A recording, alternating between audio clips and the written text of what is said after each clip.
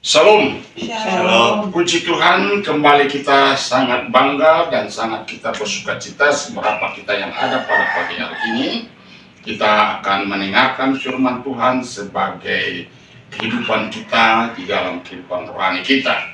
Puji Tuhan, sebelum kita akan mendengarkan firman Tuhan, mari kita satu dalam doa. Nanti Natalia berdoa untuk firman Allah. Mari kita berdoa. Tuhan, terima kasih banyak atas berkat-Mu pada hari ini. Kami mau mendengarkan sebagian dari sabda firman-Mu. Kiranya apa yang menjadi Tuhan, pemberitaan firman-Mu ini bisa tersampaikan dalam setiap hati dan pikiran masing-masing kami, dan dapat memberkati kami semua yang mendengar dan membacanya. Dalam nama Tuhan Yesus kami berdoa. Haleluya. Amin. Amin. Puji Tuhan. Haleluya. Firman Tuhan pada pagi hari ini kita akan ambil terdapat dalam suratan Rasul Paulus kepada jemaat yang ada di Efesus.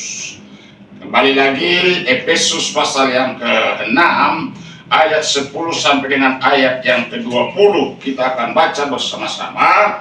Saya akan baca ayat 10, Bapak Ibu akan baca ayat 11 atau ayat ganjil, dan kita akan baca ayat bersama-sama yaitu ayat 20. Dan saya akan mulaikan dengan ayat yang ke-10. Kita akan baca bersama-sama. Puji Tuhan, sambil menghormati firman Tuhan, mari kita bangkit berdiri semua. Haleluya. Puji Tuhan.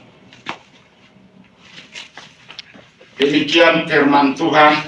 Akhirnya hendaklah kamu kuat di dalam Tuhan dan di dalam kekuasaannya.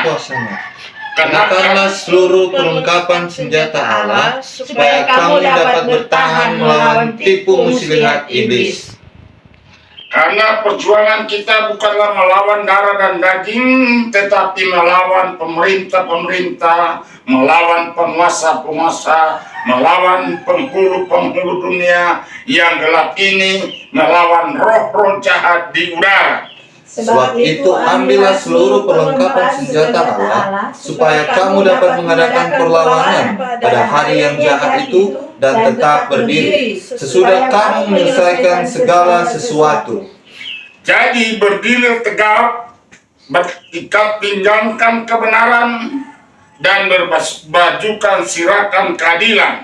Kakimu berkasutkan kerelaan untuk memberitakan Injil damai sejahtera. Dalam segala keadaan pergunakanlah perisai iman, sebab dengan perisai iman itu kamu akan dapat memadamkan semua panah api dari si jahat. Dan terimalah ketopong keselamatan dan pedang roh, yaitu firman Allah. Dalam segala doa dan permohonan berdoalah setiap waktu di dalam roh, dan berjaga-jagalah di dalam doamu itu dengan permohonan yang tidak putus-putusnya untuk segala orang kudus. Juga untuk aku, supaya kepadaku, jika aku membuka mulutku, dikaruniakan perkataan yang benar, agar dengan keberanian aku memberitakan rahasia Injil. Sama-sama. Yang kulayani sebagai utusan yang dipenjarakan, berdoalah supaya dengan keberanian aku menyatakannya, sebagaimana seharusnya aku berbicara. Amin. Puji Tuhan, luar biasa. Haleluya. Firman Tuhan pada saat ini. Sekali lagi, salam. Shalom. Kita sangat bersuka cita, kita sangat bangga karena kita punya Allah yang hebat, yang luar biasa, yang memperlengkapi kita dengan perlengkapan ilahi. Puji Tuhan. Jadi setiap orang Kristen, setiap orang percaya sudah dikasih oleh Tuhan, ternyata kita punya pakaian kebenaran. Katakan pakaian kebenaran. Pakaian kebenaran. Saudara sudah dikasih oleh Tuhan. Untuk apa perlengkapan senjata Allah ini, pakaian kebenaran ini, dan ketopong keselamatan ini, untuk semua agar supaya Bapak dan Ibu benar-benar hidup di dalam kolong langit ini. Yang kita hadapi adalah kuasa-kuasa jahat. Yang kita hadapi adalah kuasa kegelapan yang sedang bekerja pada akhir zaman ini. Jadi pendek kata, musuh kita ini bukan hanya kelihatan, tapi musuh kita juga ada yang tidak kelihatan. Dan musuh kita itu tidak lain adalah yaitu kuasa-kuasa roh jahat di udara. Ternyata yaitu kuasa kegelapan ini dia punya pemerintahan, ya, dia punya kerajaan, dan saya percaya bahwa pemerintahannya adalah lengkap dengan segala berbagai macam yaitu perlengkapan.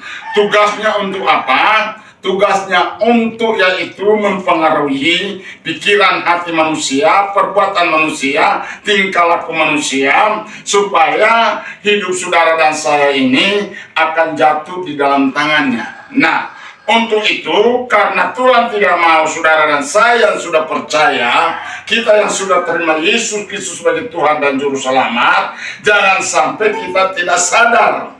Kenapa? Karena saudara kasih oleh Tuhan, ternyata kita ini sedang menghadapi musuh-musuh yang sangat, yaitu membawa kita kepada suatu kehancuran.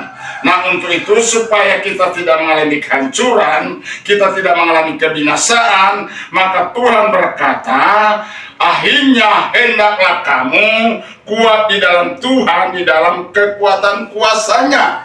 Ternyata kita harus kuat, ya. Kita tidak boleh lemah, kita tidak boleh mundur, kita harus maju, kita harus lawan itu iblis, ya. Kenapa? Tuhan katakan kita memiliki kuasanya. Katakan kuasanya. Kenapa? Saudara dan saya, Allah berkata melalui Raja Daud, dia berkata, aku bersyukur karena kejadianku, kelahiranku, dasar dan ajaib. Ajaib apa yang engkau buat, jiwaku benar-benar menyadarinya. Jadi saudara kasih oleh Tuhan, kelahiran anak-anak Tuhan, kelahiran orang-orang percaya kepada Tuhan, itu dibekali. Dibekali dengan apa? Dibekali dengan kuasa dari tempat yang maha tinggi, ya.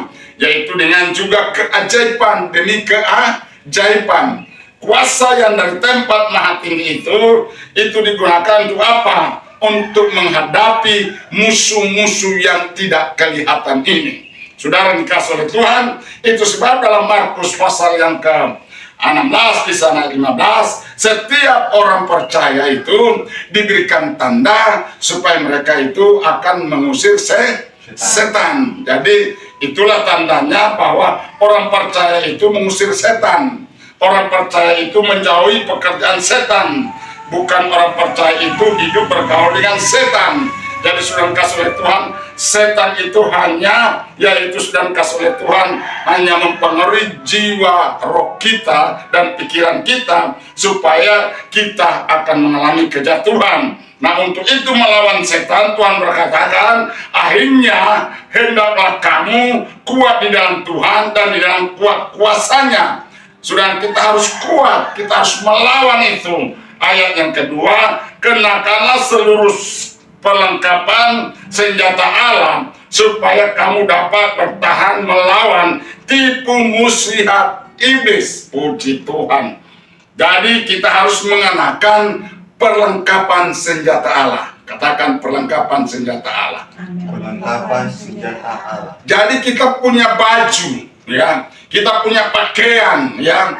Kita harus pakai itu. Kenapa? Kalau kita tidak pakai, percuma kita percaya sama Tuhan, percuma kita menerima Tuhan kalau kita tidak memakai yaitu perlengkapan senjata Allah, ya. Bayangkan Tuhan kasih pakai kita bagaikan seorang prajurit yang diperlengkapi dengan yaitu berbagai macam perlengkapan dan persenjataan untuk menghadapi musuh-musuh akan berperang di tengah-tengah peperangan. Nah, kalau orang dunia, kalau tentara dunia, mereka memakai senjata secara profesional, sudah kasih oleh Tuhan. Namun saudara dan saya, Tuhan perlengkapi kita dengan senjata ilahi. Amin. Senjata yang dapat yaitu menghancurkan segala yaitu kubu-kubu pertahanan iblis. Nah, pertahanan iblis, ternyata iblis itu punya senjata juga. Iya, dan mereka punya peluru juga. Pelurunya apa? Tipu-tipu. Amin. Amin. Dikatakan begini, kenakanlah seluruh perlengkapan senjata Allah, supaya kamu dapat bertahan melawan tipu muslihat iblis. Jadi iblis punya senjata untuk menjatuhkan kehidupan orang Kristen, yaitu apa? Tipu. Apa itu tipu? Bohong. Apa itu bohong? Ragi orang Farisi. Apa itu ragi orang Farisi? Munafik. Nah, itulah tipu. Ya, jadi sudah dikasih oleh Tuhan, Alkitab katakan bahwa kalau kita tidak berjaga-jaga, kita akan terlibat di dalam yaitu suasana roh penipu. Ya, itu sebab hari-hari terakhir ini kita harus menghindari diri daripada yaitu penipuan. Ya, amin. Kita harus menghindari dari segala tipuan iblis yang akan menipu kehidupan saudara dan saya. Kenapa? Yesus sendiri berkata, coba baca ulang di dalam Yohanes pasal yang ke-8 ayat 44. Ya, silakan cari cepat. Amin.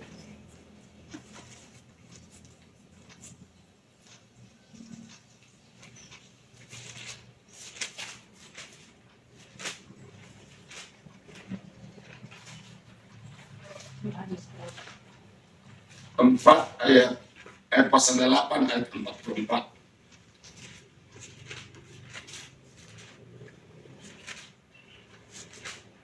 Demikian firman Tuhan, Ya. Iblislah yang menjadi bapamu, dan kamu ingin melakukan keinginan-keinginan bapamu. Ia adalah pembunuh manusia sejak semula, dan tidak hidup dalam kebenaran, sebab di dalam dia tidak ada kebenaran. Apabila ia berkata dusta, ia berkata atas kehendaknya sendiri, sebab ia adalah pendusta dan bapa segala dusta. Jadi iblis adalah bapa dari segala dusta. Iblis itu adalah bapa dari segala kebohongan. Iblis itu dari bapa dari segala kemunafikan. Iblis itu bapa dari segala yaitu penabur ragi, ya. Sudah kasih lalang-lalang itu ditabur di tempat di mana hati manusia yang telah ada firman Tuhan.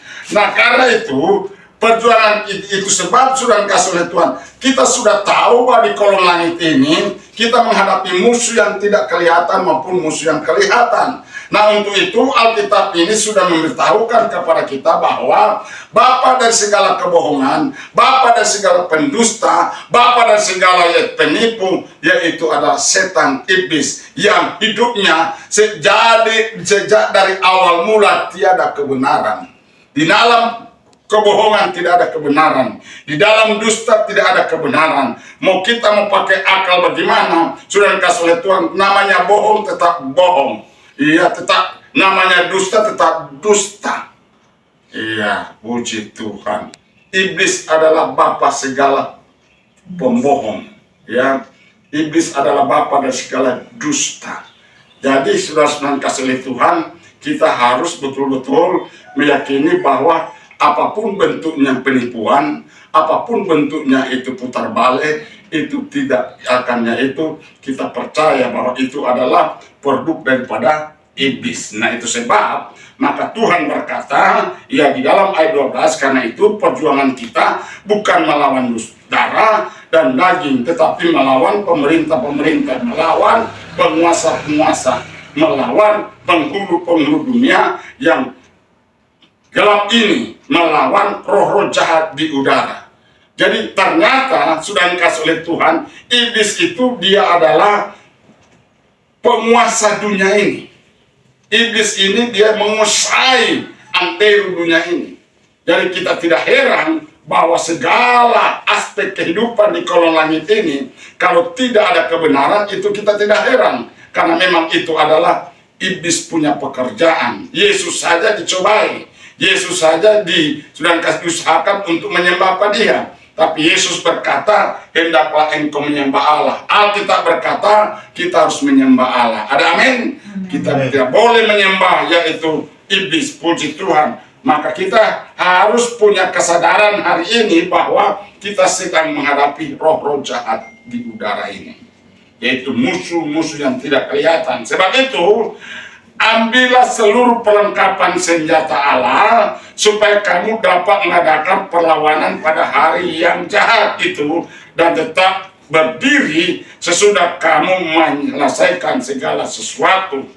Jadi berdirilah tegap, berikat pinggangkan kebenaran, dan berbajukan sirakan keadilan. Nah, inilah baju yang pertama, kita harus mengikatkan diri kepada kebenaran, ya, yaitu sabuk, ya, ikat pinggang kebenaran. Sudah kasih oleh Tuhan. Nah, itu sebab kalau kita ada anak-anak Tuhan, kita harus yaitu hidup dalam kebenaran, berjalan dalam kebenaran, berkata-kata dalam kebenaran, tingkah laku kita hidup dalam kebenaran. Nah, kalau kita tidak hidup dalam kebenaran, maka sudah kasih oleh Tuhan, kita sedang melepaskan yaitu bajunya yang telah Tuhan siapkan. Yaitu yang pertama adalah yaitu ikat pinggang, yaitu kebenaran. Ya, Yesus Kristus adalah jalan dan kebenaran dan hidup. Jadi sebab sudah dikasih oleh Tuhan, kita harus hidup dalam kebenaran, berjalan dalam kebenaran, berkata-kata dalam kebenaran, ya, bertingkah laku dalam kebenaran. Supaya apa? Supaya kita dapat melawan yaitu kuasa kegelapan. Kalau kita hidup dalam kebenaran, seperti Yesus berjalan dalam kebenaran, memegang firman Allah sebagai kebenaran, maka iblis tidak akan sanggup untuk dapat yaitu melawan, ya, karena kita yaitu Tuhan adalah sebagai yaitu pembela kita. Tuhan berkata kalau kita hidup dalam kebenaran, kalau kita berjalan dalam kebenaran, Tuhan kata kamu akan berdiam diri, Tuhan akan menggantikan kamu untuk mengalahkan musuh-musuh kita. Amin. Amin. Tapi kalau kita hidup di luar kebenaran, tidak memakai ikat pinggang kebenaran, Tuhan biarkan kita, ya.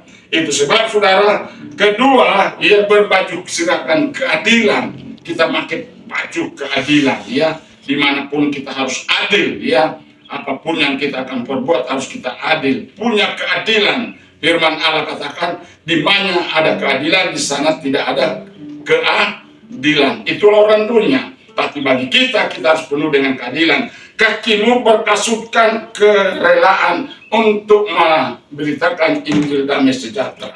Jadi sudah kasih Tuhan. Poin yang ketiga, pakaian yang Tuhan kasih adalah yaitu kita rela untuk menjadi pemberita-pemberita Injil, ya. Merelakan hidup kita ini yaitu berjalan untuk memberitakan Injil. Sudah kasih oleh Tuhan. Kalau kita tidak rela, bagaimana sudah kasih oleh Tuhan kita bisa memberitakan Injil? Kita harus punya kerelaan.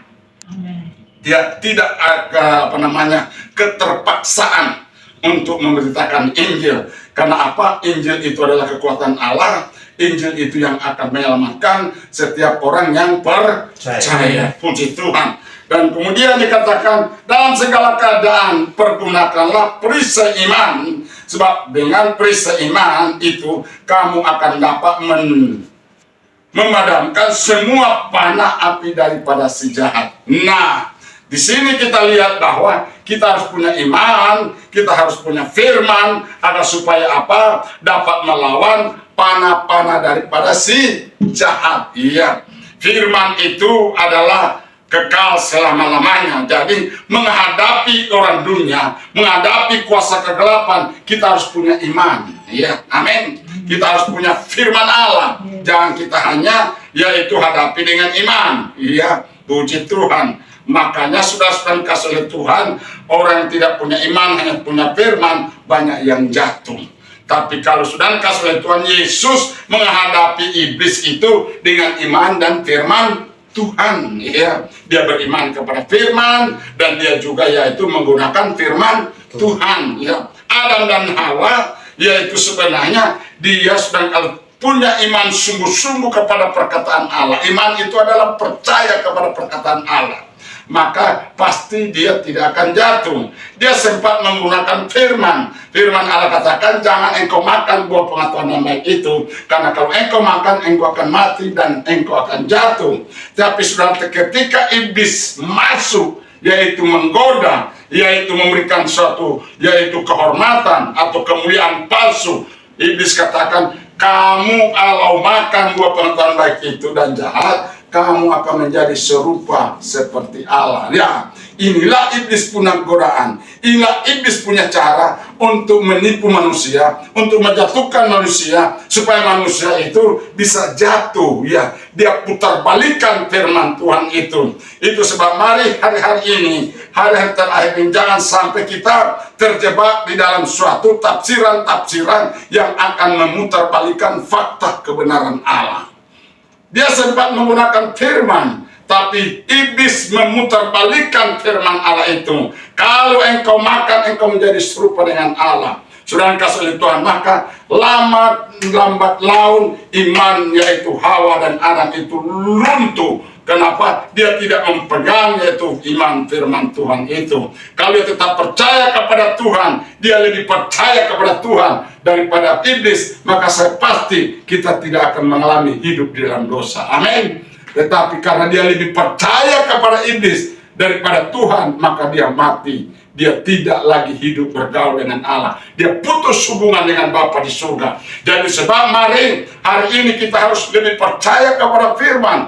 Tuhan katakan, aku akan memberikan engkau kuasa dan engkau akan mengusir setan dan setan akan tunduk kepada kita. Amin. Amin. Saudara-saudara kasih oleh Tuhan, kita adalah orang-orang yang hebat, ada orang-orang yang luar biasa. Kemudian, dan terimalah ketopong keselamatan dan pedang roh, yaitu firman Allah. Nah, jadi kita harus terima yaitu perlindungan, keselamatan. Siapa itu pedang roh? Siapa yang dikatakan dan terimalah ketopong keselamatan dan pedang roh, yaitu firman Allah. Ketopong keselamatan itu adalah Yesus telah kerjakan di atas kayu salib untuk supaya setiap orang percaya, setiap orang mendengar firman Allah, orang menerima Yesus, dia akan memperoleh keselamatan. Jadi keselamatan itu harus kita terima. Dan kemudian dikatakan pedang roh, yaitu firman Allah. Jadi sudah dikasih oleh Tuhan, firman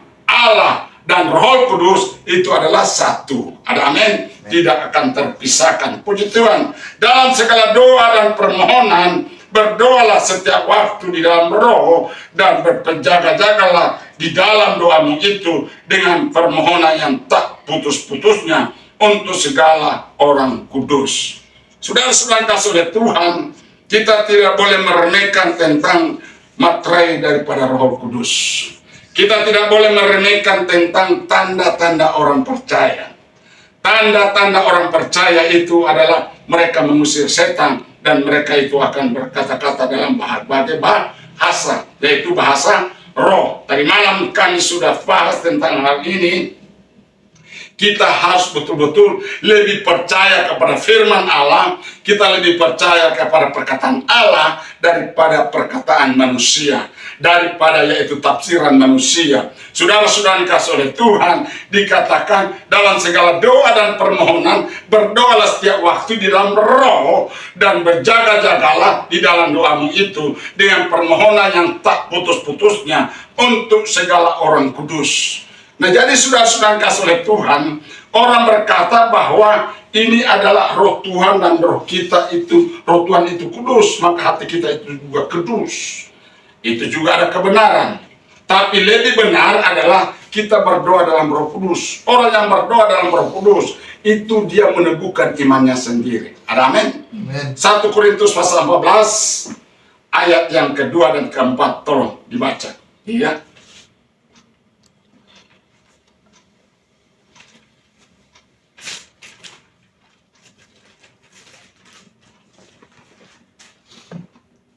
1 Korintus 14 ayat kedua. Iya. Siapa yang berkata-kata dengan bahasa roh, tidak berkata-kata kepada manusia, tetapi kepada Allah. Sebab tidak ada seorang pun yang mengerti bahasanya, oleh roh ia mengucapkan hal-hal yang rahasia.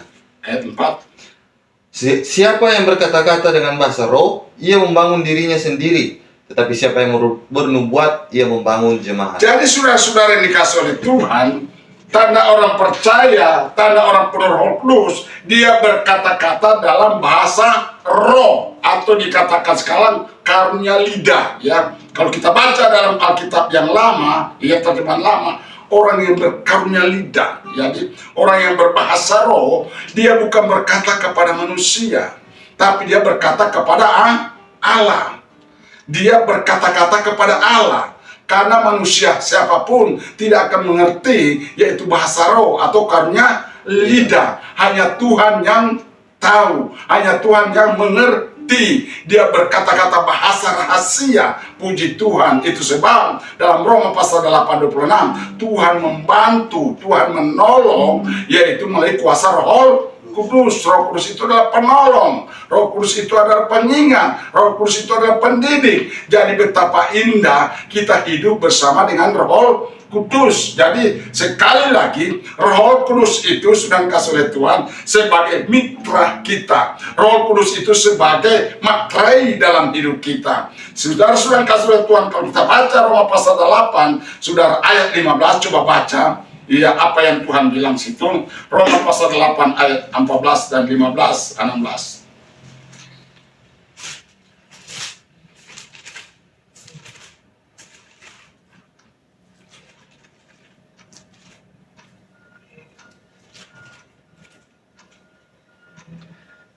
Sebab kamu tidak menerima roh perbudakan Kamu tidak menerima roh perbudakan yang membuat kamu menjadi takut lagi. Iya, terus. Tetapi kamu telah menerima roh yang menjadikan kamu anak Allah. Iya, Oleh roh itu kita berseru, ya Aba, ya Bapa. terus. Roh itu bersaksi bersama-sama dengan roh kita Ya. bahwa kita adalah anak-anak Allah. Dan jika kita adalah anak, maka kita juga adalah ahli waris. Kalau kita sebagai anak Allah, maka kita akan memiliki waris kerajaan Allah. Kita memiliki yaitu apa yang akan dijanjikan oleh Tuhan. Jadi setiap orang dipimpin oleh Roh Kudus itu adalah anak-anak Allah. Iya. Jadi sudah tadi dikatakan 1 Korintus, dia terangkan kepada jemaat di Korintus bahwa orang yang berkarunia lidah itu dia meneguhkan imannya sendiri. Iya. Sudah dikasih oleh Tuhan, dia meneguhkan imannya sendiri. Kalau orang yang bernubuat, dia meneguhkan iman jemaat. Bernubuat artinya menyampaikan, yaitu berita Injil, menyampaikan berita dari surga, menyampaikan yaitu bahasa-bahasa profetik yang akan dapat meyakinkan supaya orang percaya bahwa perkataan Allah itu ya dan benar. Itu adalah nubuat. Tapi kalau dia berbahasa roh, dia berkarunia lidah, dia menyembah Allah dalam roh dan kebenaran, itu dia dengan Tuhan, dia menguatkan imannya kepada Tuhan. Jadi saudara-saudara kasih oleh Tuhan, itu sebut dalam 1 Korintus dikatakan bahwa mereka yang berkata-kata dalam bahasa roh bukan berkata kepada manusia, tapi berkata kepada Allah. Amen. Makanya Rasul Paulus berkata kepada jemaat Efesus di dalam Kisah pasal 19, dia berkata, setelah kamu percaya, sudahkah kamu terima Roh Kudus? Mereka berkata, kamu belum tahu kalau ada Roh Kudus. Jadi sudah kasih. Ketika itu maka Rasul Paulus katakan, kalau begitu kamu harus terima Roh Kudus. Dan mereka memberi diri untuk dibaptis. Dan waktu Paulus menumpangkan tangan kepada mereka, mereka berkata-kata dalam bahasa roh, penuh dengan Roh Kudus. Jadi ibadah ini, ibadah dalam roh dan kebenaran ini sebenarnya sudah direformasi oleh Tuhan. Tuhan Yesus mereformasi itu bukan beribuan orang, bukan ratusan ribu orang, bukan puluhan orang, tapi Tuhan melakukan reformasi itu hanya kepada satu orang. Kepada siapa? Kepada perempuan Samaria. Yohanes pasal yang keempat, Yesus berkata, kamu tidak beribadah lagi di bukit, kamu tidak beribadah lagi di bait Allah, tapi kamu beribadah dalam roh dan kebenaran. Barang siapa menyembah Allah dalam roh dan kebenaran, mereka lah yang dikehendaki oleh Allah. Amin. Puji Tuhan. Itu sebab mari pada hari ini kita harus betul-betul firman Tuhan harus kita pahami, firman Tuhan harus kita dalami dengan benar-benar supaya kita jangan sampai melenceng dari kebenaran Allah. Kenapa? Hanya kebenaran Allah yang akan membawa kita kepada keselamatan. Untuk apa kita memiliki segala isi dunia ini? Untuk apa kita memiliki segala pengetahuan? Untuk apa kita yaitu dipakai oleh Tuhan? Tapi suatu kali kelak Tuhan berkata, aku tidak kenal kamu, hai engkau pembuat kejahatan. Kenapa? Karena sudah dikasih oleh Tuhan, mereka menutupi kebenaran. Yesus katakan, umatku binasa karena tidak mengetahui firman Allah dan kuasa Allah. Jadi sudah dikasih oleh Tuhan, jangan sampai kita ini merasa diri benar, merasa diri ini sudah hebat, merasa diri ini sudah tahu, tetapi ternyata di hadapan Tuhan tidak tahu apa-apa. Kenapa? Hanya Hanya perbedaannya karena kita tidak menerima kehadiran Roh Kudus dalam hidup kita. Roh Kudus itu mengambil alih peranan Bapa, Roh Kudus mengambil alih peranan anak di dalam dunia ini untuk supaya apa? Saudara dan saya hidup di dalam kebenaran, berjalan dalam kebenaran, hidup dalam kuat kuasa Roh Kudus, bermitra dengan Roh Kudus. Kan Roh Kudus itu adalah kehidupan yang akan menghidupkan rohani kita ini. Kita memiliki pakaian kebenaran dan kita akan memiliki kehidupan, yaitu melalui Roh Kudus. Itu sebab Rasul Paulus katakan, berdoalah setiap waktu dalam Roh Kudus dengan tidak berkeputusan. Artinya hidup kita tidak akan putus dengan Bapa di surga karena kita mengadakan connect atau kita mengadakan hubungan. Ya, maka kita berhubungan dengan Bapa kita di surga melalui kuasa Roh Kudus. Kiranya Tuhan memberkati kita pada saat siang hari ini. Amin. Kita berdoa. Segala puji, hormat, kemuliaan, kebesaran bagi nama-Mu Bapa. Kami bersyukur dan berterima kasih Tuhan untuk berkat firman Allah pada malam hari, pada saat pagi hari ini. Yesus Tuhan, Engkau adalah memeteraikan kami dengan Roh Kudus. Penuhkanlah kami dengan kuat kuasa Roh Kudus, sehingga kami tidak akan berjalan dengan sendirian. Kami bermitra, kami bersama-sama Roh Kudus, bekerja sama dengan Roh Kudus di dalam pemberitaan Injil kebenaran. Terima kasih Bapa untuk firman Allah pada siang hari ini. Kiranya Tuhan menolong kami di dalam nama Bapa, Anak, dan Roh Kudus, dalam nama Yesus Kristus Tuhan Juru Selamat kami berdoa. Haleluya. Amin. Amin.